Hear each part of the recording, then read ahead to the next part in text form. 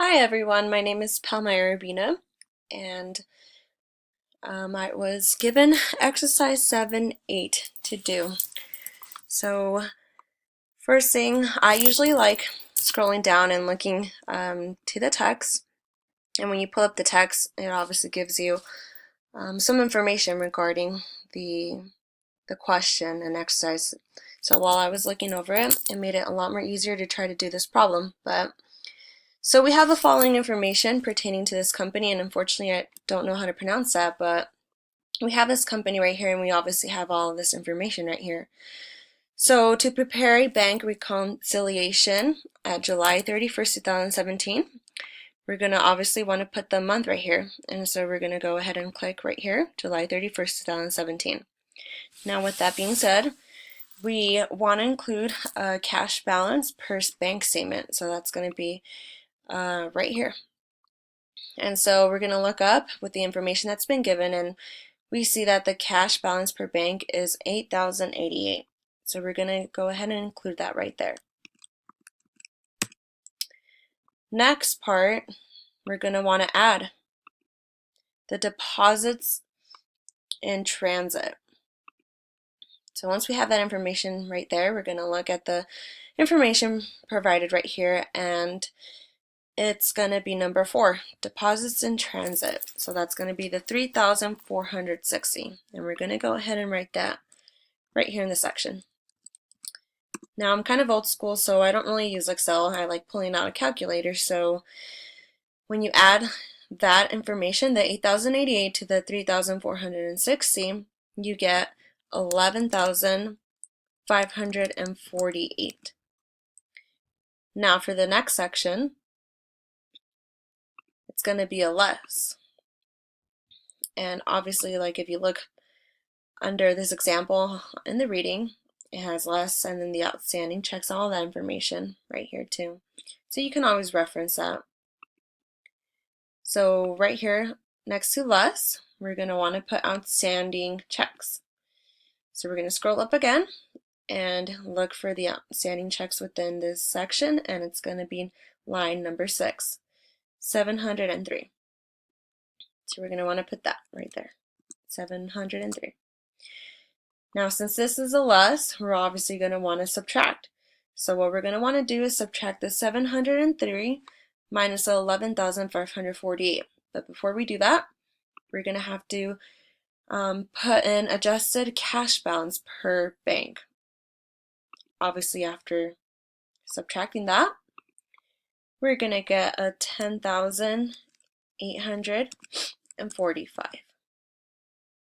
Now if we move on to the next section, we're going to put cash balance per books. And obviously, well, that'll be the adjusted cash balance per books. Or actually, I'm sorry, the cash balance per books. It's going to go in that section. You obviously don't do the adjusted after you figure out the subtracted amount or the less amount. But you do cash balance per books. So you're going to scroll up again, and for line number 3, it says cash balance per books, July 31st, 8,124. So you're going to want to write that information right there. And next, you're going to want to do an add. So just kind of like similarly to this section right here. You're going to want to add, and right here you're going to put the electronic funds transfer received. Once again, scroll up, and you're going to want to look at that information up here, and that'll be under 5. So 2,776 gives it the company and the month by the bank through electronic funds transfer. The collection has not been recorded by the company. So we have the 2,776. Okay, and then since this is an add, we're obviously going to want to add that. And we get 10,900. Next section is going to be a less. And right here, this is going to be a bank service charge. Right there. Once again, we're going to want to scroll up, And we see that information on line number 2. The service charge now recorded by the depositor, so that's a $55. I'm going to put that right there. Now for the final section in this bank reconciliation, we're going to want to put adjusted cash balance per books. So that's where this would go. Now for here, we are going to want to subtract the 10,900 minus the 55. And obviously our Q right here would be the less. So subtraction. We get a total of 10,845. Now I always get nervous clicking this button, but hopefully we get this right. If not, we're going to have to go in and check. Okay, now everything's correct for this section. Now moving on to the second section. So right here we're going to journalize the adjusting entries at July 31st on the books of company. So right here we have the dates and we have the accounts, titles, and explanation, the debit and credit. And obviously in other homework assignments we've had exercises where we've had to debit and credit information, whether it's been inventory or other stuff. But here it's pretty simple. So since this section for July 31st, it says right here, to record electronic funds transfer received by bank. So right here's our keyword, recording electronic funds transfer. So if we scroll up, we see the information right here, electronic funds transfer received, which is a 2,776. So we're going to want to go ahead and fill that out right there. And we're going to put that as cash.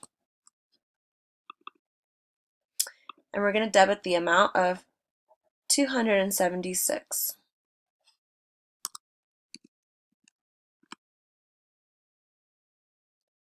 Now this section right here is going to be the accounts receivable. And we're going to credit that as 276. And I do apologize, I meant that to be a 6.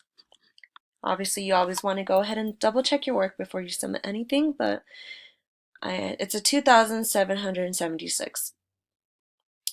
Now for this section, it's going to be, well, if you read right here, it's going to say to record bank service charge. And if we scroll up right here, your information's right there. Bank service charge of $55. So this information is going to be bank charges expense. And we have the information of $55. And we're going to want to debit that as well. Now for this section, we're going to want to record that as cash.